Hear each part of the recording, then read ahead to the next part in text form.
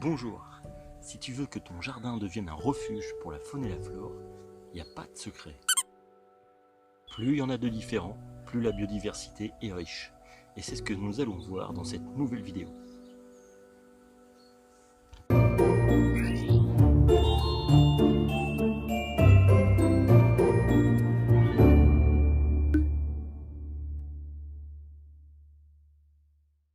Il existe une multitude d'habitats, plus ou moins simples à installer, mais je dirais que la seule limite, c'est ton imagination, à condition bien sûr de respecter les besoins des espèces que tu veux accueillir.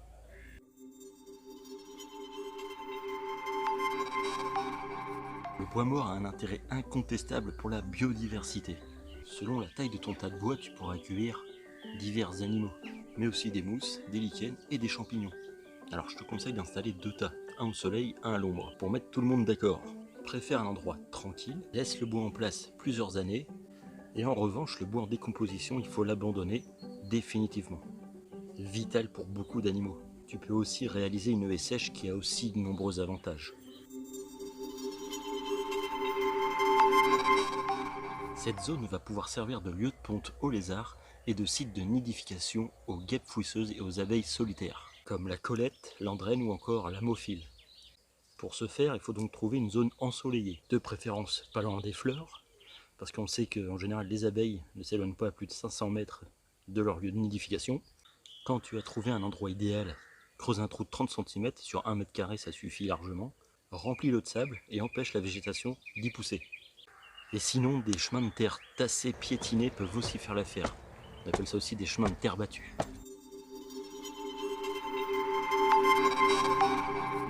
Le tas de pierre ou le muret en pierre sèche sera installé exposition sud pour la chaleur. Il accueillera bon nombre d'animaux et de plantes. Le côté nord, lui, restera frais et humide, propice aux mousses et aux amphibiens notamment. La réalisation d'un tas de pierre ou d'un muret peut se faire sous n'importe quelle forme. En tas, en mur, en spirale, etc. etc. Tout est imaginable. Alors pour la réalisation d'un mur en pierre sèche, je te propose cette vidéo où j'explique comment faire.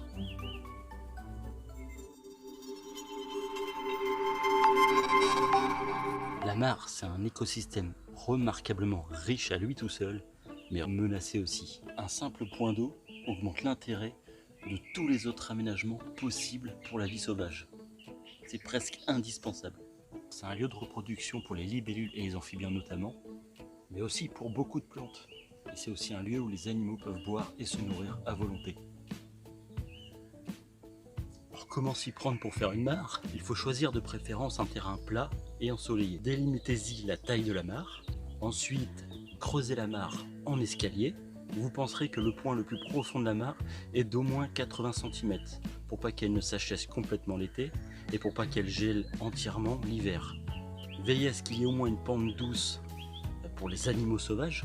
Retirez dans le fond tous les cailloux et les racines qui peuvent éventuellement percer la bâche si vous décidez de mettre une bâche pour imperméabiliser le bassin.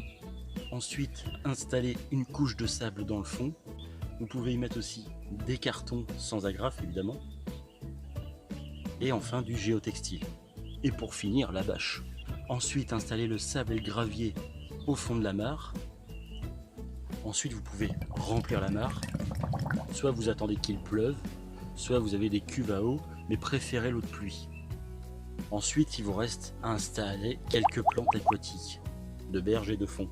Quant à la réalisation d'un petit marais, c'est presque similaire à une mare, sauf que là, un trou d'une profondeur de 30 cm minimum suffira, jusqu'à on va dire 50-60 cm max de profondeur. Et ensuite vous installerez directement une bâche dans le fond, ou de l'argile si vous avez de l'argile pour étanchéifier. Ensuite il vous restera qu'à remplir une terre riche en humus, en laissant bien sûr une marge par rapport au bord du petit marais, d'environ 5-10 cm.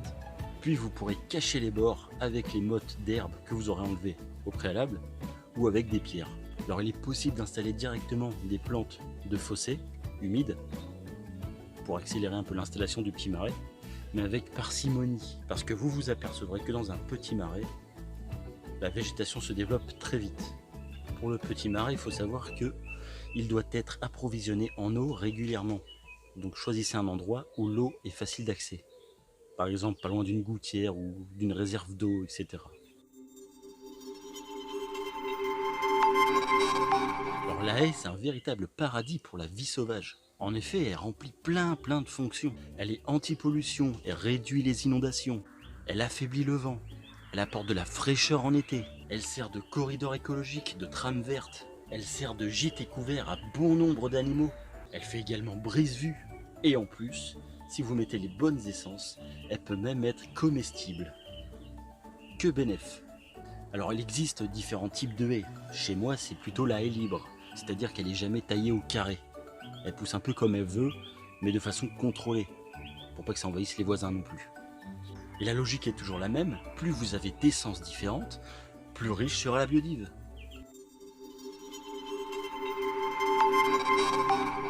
Je te l'apprends sûrement pas, mais le composteur, il sert à mettre la matière organique, qui par ailleurs fera un excellent terreau pour le jardin. Mais outre cette fonction connue, c'est aussi un habitat super intéressant, qui va attirer aussi une multitude d'animaux.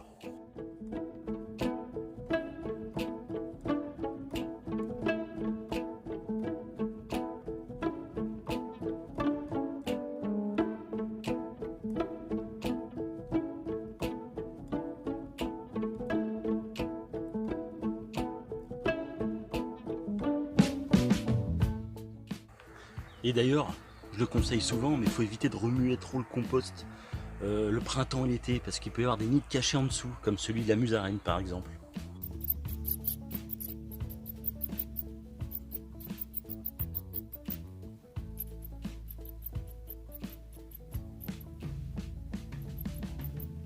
Et pour faire un composteur qui attire la biodiversité, il y a quelques règles à respecter quand même.